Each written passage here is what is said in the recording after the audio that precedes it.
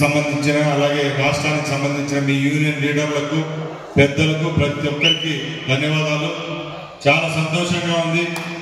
ఒకే వేదిక నుంచి ఇంత పెద్ద సంఖ్యలో వచ్చిన మీ అందరినీ చూసి చాలా ఆనందంగా ఉంది. ఎందుకంటే గత ఎన్నికలప్పుడు మొట్టమొదటిగా రాయచోట్లోని క్యాన్వాస్ స్టార్ట్ చేసినప్పుడు మన బట్టు వీధిలో ఉన్న ఆఫీస్కి ఫస్ట్ రావడం జరిగింది.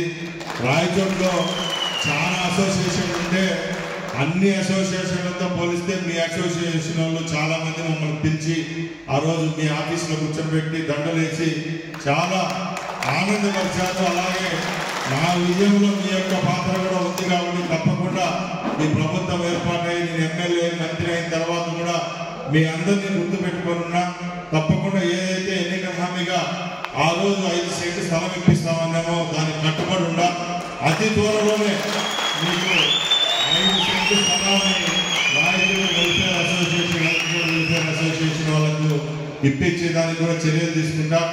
అలాగే మీ నాయకులు అడిగినట్టు మీ అందరూ అరకొర ఆదాయంతో ఉంటారు. దాన్ని కట్టేదానికి కూడా పెట్టుబడి రూపంలో కూడా నా తరపు నుంచి అలాగే ప్రభుత్వం తరపు నుంచి కూడా ఆ బిల్డింగ్ ఏర్పాటు చేసేదానికి కూడా చర్యలు తీసుకుంటారని ఈ సమావేశంగా తెలియజేస్తున్నా. ఎందుకంటే చాలా మంది చాలా అసోసియేషన్లు అయితే కార్యక్రమాలు చేసేవాళ్ళు పెద్ద పెద్ద డిమాండ్లు పెడతారు. ఇక్కడ ఏ విధమైన డిమాండ్లు లేవు. కేవలం మన రాయచోటికి సంబంధించిన అసోసియేషన్ సోదరులందరూ మాకు ఒక